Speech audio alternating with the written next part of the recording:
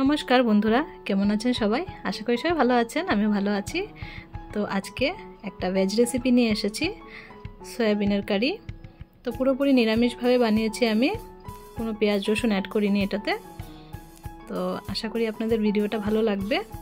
তো প্লিজ আমার সাথে থাকুন, ভিডিওটা দেখতে থাকুন। তো আমি এখানে একটু গরম জল নিয়ে নিয়েছি, গরম জল দিয়ে দিলাম। দিয়ে ছোট ছোট সয়াবিনগুলো নিয়েছিলাম, মিনি সয়াবিনগুলো, তো সেগুলো দিয়ে দিয়েছি। দিয়ে 15 মিনিটসের মতো ভিজিয়ে রাখবো, 15 মিনিট ভিজিয়ে রেখে দেব।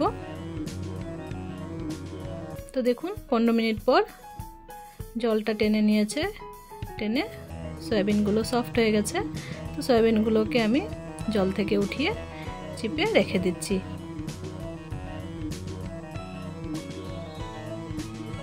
এভাবে 15 থেকে 20 মিনিট রাখলেই সয়াবিনগুলো ফুলে উঠবে।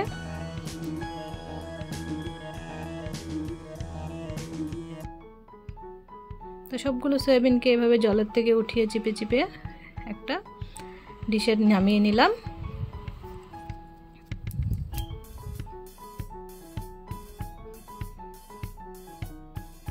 এদিকে কড়াইতে দিয়ে দিলাম তেল। সরষের তেলে রান্নাটা করছি, সরষের তেলে রান্না করলে বেশ টেস্ট হবে, তার জন্য সরষের তেলে করছি। এখন সয়াবিনগুলো একটু ভেজে নেব।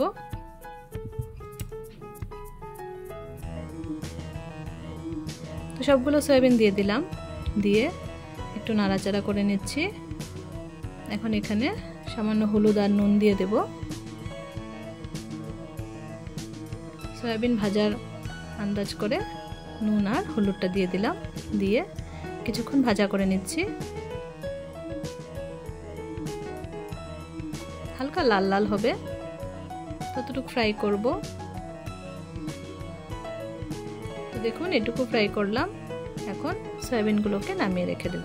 নামিয়ে কড়াইতে আরেকটু তেল দিয়ে দিলাম, দিয়ে তেজপাতা আর গোটা জিরে দিয়ে দিয়েছি। কিছু আলু কেটে নিয়েছি, এবার আলুগুলোকে ভেজে নেব।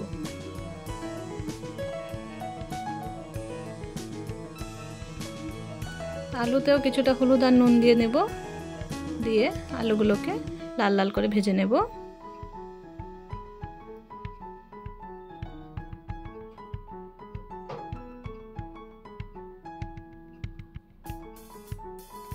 কিছুক্ষণ কভার করে দেব যাতে আলুগুলো সিদ্ধ হয়ে যায়।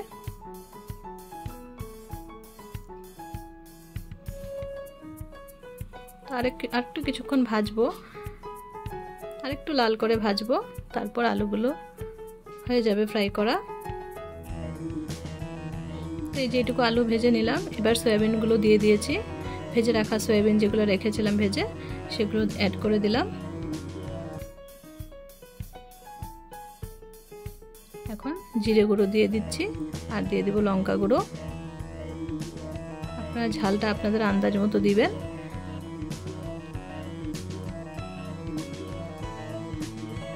তো এখন সবকিছু একসাথে মিক্স করে নিয়ে একটু জল দিয়ে দিচ্ছি যাতে মশলাটা ভালো করে কুক হয়ে যায়।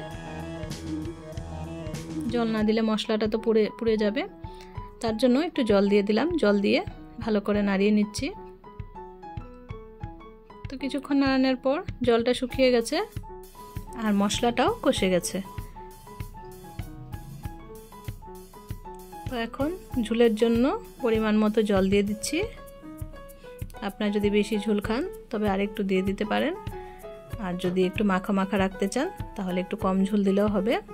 আর একটু নুন কম হয়েছিল, তো ঝোলের আন্দাজে একটু নুন দিয়ে দিলাম। দিয়ে এবার কিছুক্ষণ ঢেকে বয়েল হতে দেব। গ্রেভিটা বয়েল হয়ে গেছে। তো গ্রেভি বয়েল হওয়ার পর আরও কিছুক্ষণ কুক করব, আরও কিছুক্ষণ রান্না করে নেব। এখানে আরও দুটো জিনিস দেওয়া বাকি আছে, সেগুলো অ্যাড করে দেব।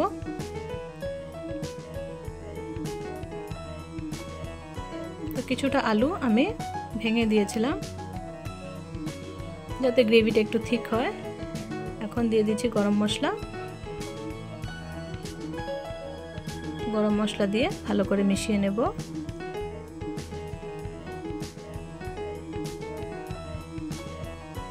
এখন দিয়ে দিলাম অল্প ঘি।